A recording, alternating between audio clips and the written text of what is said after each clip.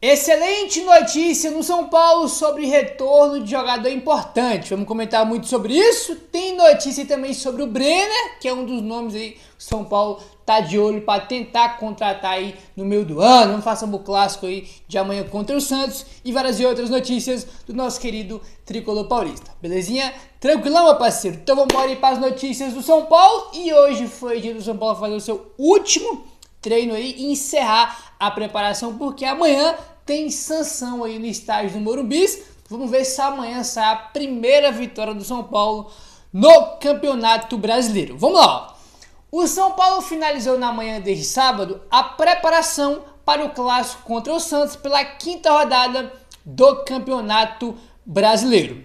Sem Caleri, que vai ser submetido a uma cirurgia na semana que vem, o Zubeldia deve apostar em André Silva no ataque. É o óbvio, né? O óbvio aí, porque sempre que o Caleri tá fora, quem entra é o André Silva. Sempre quando o Caleri é substituído, quem entra é o André Silva. Então, se o Zubeldia for coerente, ele vai manter aí o André Silva, né, como ali a segunda opção quando o Caleri não está disponível. Até porque no último jogo o André Silva fez gol, né? Então o natural realmente é o André Silva começar amanhã como titular. Aí que fica a questão, né? O Rian já vira já o reserva imediato, entendeu? Sem Caleri, André titular, o Rian já vira ali a primeira opção de centroavante para poder entrar caso o time precise. Neste sábado, o Zubeldia orientou um treinamento tático que promoveu ajustes na equipe e simulou algumas situações de jogo, como construções de jogadas, além de cobranças de bolas paradas, defensivas e ofensivas. Houve também um treino técnico de cruzamentos e finalizações e uma atividade de enfrentamento em um campo reduzido, tá? Foram aí as atividades que o Zubeldia comandou aí com os jogadores do São Paulo para fechar a preparação para o clássico de amanhã, tá bom? Ainda falando sobre o clássico de amanhã, CBF já divulgou aí a escala de arbitragem, rapaz, e simplesmente o Wilton Pereira Sampaio é quem vai apitar amanhã São Paulo e Santos, tá? Pela quinta rodada aí do Campeonato Brasileiro. Cara, a gente sempre fala sobre arbitragem aqui por motivos óbvios, né? Mas o Wilton Pereira Sampaio, com toda certeza, é um dos piores. Sem dúvida alguma. É um dos piores. Ele é muito ruim, cara. Ele é muito ruim. E ele que vai apitar o jogo do São Paulo amanhã contra a equipe do Santos, né, cara? Muito complicado. Isso aí. A diretoria do São Paulo calcula que já realizou cerca de 85 milhões em vendas desde o início da atual temporada. A meta orçamentária para 2025 estipula uma arrecadação de cerca de 155 milhões de reais. Valor que vai ajudar o São Paulo a conseguir um fluxo de caixa e também a pagar parte das suas dívidas, tá? Informação aqui, matéria do GE, tá? Então o São Paulo calcula já ter vendido 85 milhões, mas para bater a meta do ano é 155 milhões, né? Tem aí praticamente a metade ainda do valor para ser arrecadado através de vendas. Por conta disso, uma negociação na próxima janela do meio do ano é vista como inevitável, tá? Que isso aqui também é algo muito óbvio que a gente sempre comenta com vocês, né? Rapaziada, ó, no meio do ano vai sair gente, entendeu? Vai sair jogador porque o São Paulo tem que bater as metas. O São Paulo em outros anos aí, em anos anteriores, não bateu a meta de venda. Só que esse ano tem um FIDIC, né, cara? Então você tem que cumprir tudo certinho que tá ali estipulado no FIDIC, né? Tem a questão de não contratar, tem a folha salarial que foi reduzida e uma das metas também é bater aí esse valor em vendas, entendeu? Com o elenco reduzido, porém, o São Paulo tem poucos jogadores com status de negociáveis. Nomes como Bobadilla e Ferrez, que jogam em seleções de Paraguai e Venezuela, são jogadores negociáveis. Pablo Maia, que tem convivido com lesões, pode voltar a jogar antes do Super Mundial e pode aparecer também como opção para o mercado. Assim como os jovens valores de Cotia, que acabaram de subir para o time profissional. Cara, assim, a gente sempre comentou com vocês que Bobadilla e Ferrez eram jogadores ali que estavam valorizados no mercado, joga em seleções, coisa que valoriza. Ah, Gabriel joga na seleção do Paraguai. Não importa, isso valoriza o jogador. Mas o Ferrarese que tá vindo como titular do São Paulo e é titular da seleção. Então ele tá muito valorizado no mercado. Coisa que não tá acontecendo com o Bobadilla, né? Foi reserva em alguns jogos da seleção do Paraguai e no São Paulo tá jogando muito pouco, porque ele vem jogando muito mal, né? Então ele tá desvalorizado em comparação ao Ferrarese. Aí, a gente comentou aqui também, foi informação que o blog do São Paulo trouxe, que o André Silva também é um jogador também que pode ser negociado, porque é um jogador que estava na Europa, né, jogando lá em Portugal, no Vitória de Guimarães, foi muito bem lá, era um dos artilheiros do campeonato português, tá bem no São Paulo e também é um jogador aí que tem mercado. Então já recebeu várias sondagens aí para poder deixar o São Paulo, então um dos também aí que pode ser negociado é o André Silva, tá bom? Se você for olhar no elenco do São Paulo, tirando o Rian, né, o Matheus Alves, dos que estão mais prontos, o Pablo Maia talvez é o que seja o jogador mais valorizado, só que ele se machucou de novo, né? Então tem essa questão aí. Aí as 85 milhões de São Paulo aí arrecadou até aqui no ano com negociações, foi aí com o William Gomes, o Wellington Rato, Michel Araújo, Rodrigo Nestor e o Eric. Desses 5 aí que eu citei, o Eric e o Rodrigo Nestor foram por empréstimo, né? Mas o São Paulo recebeu aí também uma quantia para poder emprestar os jogadores. O Michel Araújo, o Rato e o William Gomes foram através de venda de forma definitiva, né? São jogadores do São Paulo vendeu aí, o Nestor e o Eric foram apenas por empréstimo, né? Então, essas negociações aí renderam 85 milhões de reais para os cofres do São Paulo, mas na meta lá orçamentária tem que chegar a 155, entendeu? Para bater a meta certinha aí que foi estipulado para o ano de 2025, né?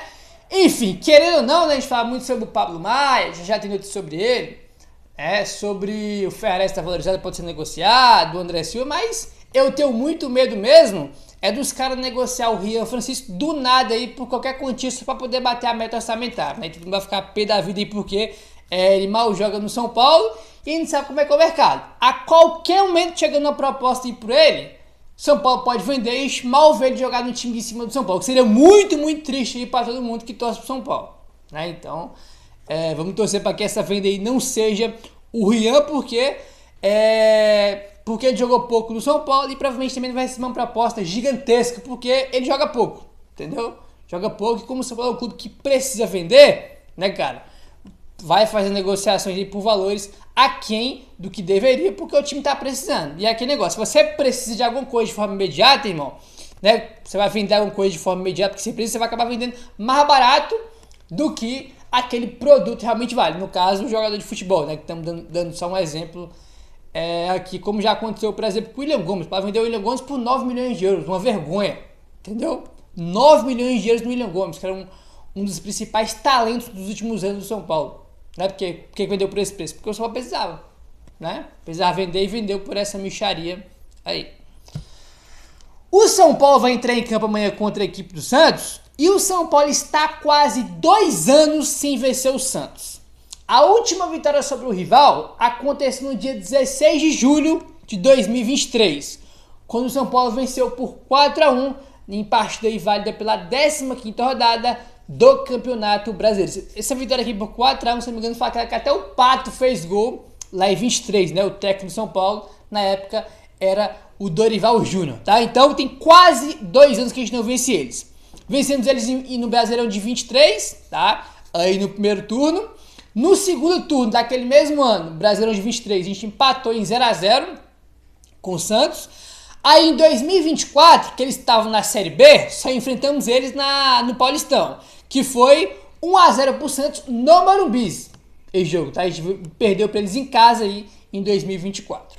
E em 2025, esse ano, só teve um jogo que foi aquele que a gente tomou 3 do time do Santos. A gente fez 1-0 com o Lucas no começo e depois tomamos 3, o time apagou. Foi aquele jogo que o Zubeldia botou o Oscar de volante, foi uma atropelada depois aí por 3-1. Aí então tem quase 2 anos que o São Paulo não ganha do time do Santos. Dá quase 2 anos aí, então tem que voltar a vencer o Santos. E não só voltar a vencer o Santos, mas tem que ganhar, porque o São Paulo até agora tem 0 vitórias no campeonato. E tem que vencer, entendeu? Já é a 5ª rodada da manhã e o São Paulo até agora nada de vitória. Só empate. Então o Tricolor tem que amanhã conseguir a sua primeira vitória no Campeonato Brasileiro, né? Vai ser um jogo difícil? Vai, porque o São Paulo não tem jogo fácil pro São Paulo, né? Você vai jogar contra o Sport, tem dificuldade. Contra o Allianz Lima, pô, tá jogando muito bem, vai e toma empate. Contra o Cruzeiro que tava mal, também não ganha. Então, cara, qualquer jogo pro São Paulo é difícil. O São Paulo, ele não é um time bom e nem um time ruim. Ele é um time estável. Ele faz jogos terríveis, parece que é o pior time da Série A. E ele faz bons jogos também, como fez contra o Botafogo, contra o Atlético Mineiro, porque é um time muito estável. São Paulo não é bom e nem é ruim, ele é estável. Entendeu? Tem jogo que ele é bom, tem jogo que ele é ruim. É uma loucura o time do São Paulo, uma irregularidade impressionante. Ele não sabe o que vai esperar do time do São Paulo. Já viu o São Paulo jogar, irmão? E é aleatório. É aleatório. A verdade é essa. Não é o jeito que o time vai jogar, o jeito que o time vai se comportar, o resultado final, é tudo aleatório, né? São Paulo é de jeito aí nesse ano de 2025, tá bom? Vamos mudar de assunto agora e vamos falar aí sobre o Brenner, porque tem notícia, tá? São Paulo aí vai pro mercado aí buscar um jogador, no caso tá buscando agora, mas chegaria só no meio do ano porque a janela tá fechada, entendeu? E como o blog do São Paulo já trouxe a informação, 2 nomes que agradam aí a diretoria é o do Carlos Vinícius, que vai ficar livre no meio do ano depois que acabar o contrato com o Fulham, e o do Brenner, que tá mal lá na Udinese. Brenner é aquele mesmo que queria ir do São Paulo. Segundo o João Pedro Sgarbi, o Brenner tem muito carinho pelo São Paulo.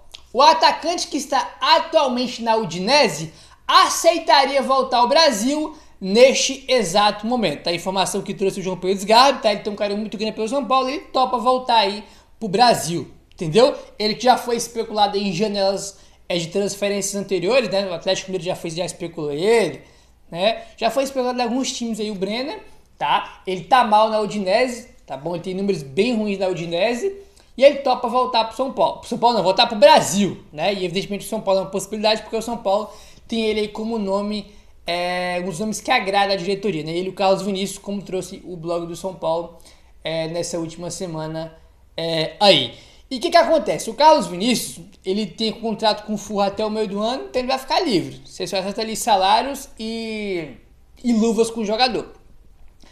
O Brenner, ele tem contrato com a Udinese, então o São Paulo teria que tentar um empréstimo para a Udinese para poder trazer o Brenner, porque o São Paulo evidentemente que não vai lá comprar, fazer proposta para comprar ele definitivo, porque não tem como, o São Paulo não tem condição para isso hoje. Então, o centroavante que o São Paulo vai trazer, ou vai ser alguém que está livre, como é o caso do Carlos Vinícius, que vai ficar livre no meio do ano, ou por empréstimo, né, trazer um jogador aí por empréstimo aí, sem custo. Vai ser, irmão, nesses moldes aí que o São Paulo consegue trazer algum jogador, entendeu? Enfim, vamos ver se o São Paulo vai pra cima do Brenner, tentar trazer ele realmente de fato, ou se vai ficar só naquele nome ali que agrada, mas não faz proposta. Vamos ver o que o São Paulo vai fazer aí, mas segundo o João Pedro Sgarbi, ele topa voltar aí para o Brasil, tá bom?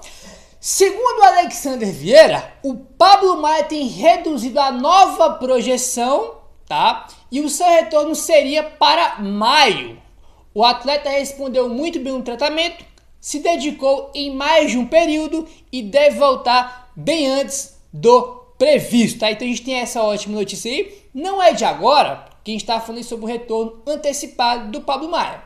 Não é de agora, né? Já há algum tempo ele tem informações que ele deve voltar realmente antes da parada para o Super Mundial.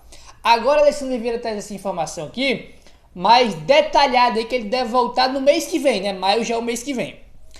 Ele já começou a trabalhar com bola e pulou etapas de forma orgânica. Na segunda quinzena de maio, já vai estar disponível para o técnico Luiz Iberê. Então, segundo Alexandre Vieira, na segunda quinzena de maio, que é o mês que vem, o Pablo Maia vai estar à disposição para o técnico Luiz Iberê voltar a escalar o jogador. Tá? Então, tinha aí uma projeção, né, dele voltar antes do Super Mundial e deve realmente voltar antes do Super Mundial, mas especificamente no mês que vem, em maio. Né? São Paulo já fez posts dele aí na semana passada treinando com bola, então ele está realmente surpreendendo muita gente aí no São Paulo com essa recuperação muito rápida, né, cara? Porque era previsto que ele voltasse só depois do Super Mundial, quando ele se machucou, mas tá aí fazendo tratamento, tá evoluindo, surpreendendo, então deve voltar realmente aí já no mês que vem, né? Espero também, como já comentei outras vezes aqui, que não estejam aí antecipando o retorno dele. Né, que ele volte realmente mês que vem, porque ele está 100% recuperado. Porque depois que aconteceu com o Oscar, irmão, a gente tem que ficar sempre desconfiado aí, porque o Oscar tava machucado, os caras botam ele pra jogar mesmo assim. Então vamos torcer pra que ele volte aí 100%, né? Sem nenhum tipo de lesão ainda, né? Às vezes o cara não tá recuperado e tá voltando, então vamos torcer pra ele estar realmente 100%, que é um reforço muito importante. Ele é titular do time do São Paulo, entendeu? Apesar que o Marcos Antônio tá jogando bem nos últimos jogos, mas o Marcos Antônio é um segundo volante, entendeu? Aí a dupla ali ideal é Pablo Maia como primeiro e o Alisson como segundo, né? Enfim. Na última quarta-feira, o Rodrigo Caetano, que é diretor executivo da Seleção Brasileira, o Juan, que é coordenador técnico, acompanharam o empate entre Botafogo e São Paulo por 2-2 no estádio Newton Santos, né? Então tava lá a rapaziada aí da seleção, né? O Rodrigo Caetano, o Juan e também tinha o Tomás Araújo, que é analista de desempenho. Será que você tava vendo algum jogador do São Paulo para ser convocado? Será? A seleção brasileira que tá sem técnico depois que o Dorival foi embora, né? Então já tinha gente da seleção já acompanhando o jogo do Botafogo contra o São Paulo. Pode ser que esteja vendo jogador do São Paulo, do Botafogo, né? Mas tinha gente já de olho nesse jogo aí do São Paulo contra o Botafogo na quarta-feira. Belezinha, meu parceiro? Você que tá aí, caso não for inscrito no canal, dá aquela moralzinha se inscrevendo, deixando o like, valeu, tamo junto e saudações tricolores.